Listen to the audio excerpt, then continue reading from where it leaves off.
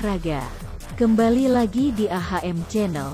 Sebelum melanjutkan menonton video ini, mohon dibantu subscribe, like, komen, dan share-nya untuk mendapatkan video-video terbaru selanjutnya.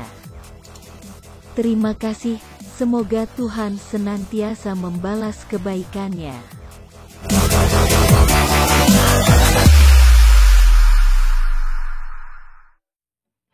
Bursa transfer gelombang kedua yang akan dibuka periode November-Desember tahun 2022 segera dimulai.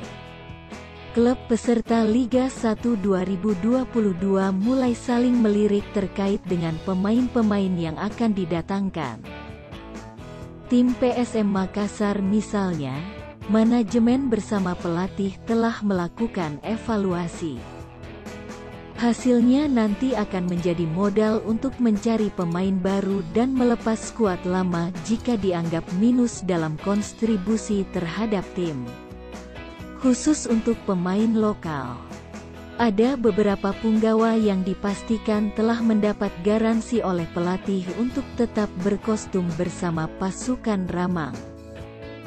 Nama-nama seperti Akbar Tanjung, Agung Manan, M. Arfan, Rashid Bakri, Duo Sayuri, Yakob dan Yance, Rizky Eka Pratama, Syafruddin Tahar, Erwin Gutawa, Brian Cesar, dan Dalen Doke. Untuk di jajaran pemain muda ada Ramadan Sananta, Muhammad Zaki, Ananda Raihan, Victor Johnson, serta Ricky Pratama. Pemain yang disebutkan di atas mendapat pertimbangan dipertahankan pelatih dengan dasar telah mendapatkan menit bermain dan membantu tim jika tenaganya dibutuhkan. Pelatih PSM Makassar Bernardo Tavares mengatakan, pemain yang minim kontribusi musim ini bukan karena kebetulan. Memang mereka dianggap belum mampu bersaing dengan pemain lain. Tentu dalam latihan kami bisa menilai pemain dengan kerja keras mereka. Adapun hasil evaluasi tentu kami dan manajemen yang mengetahui, ujarnya.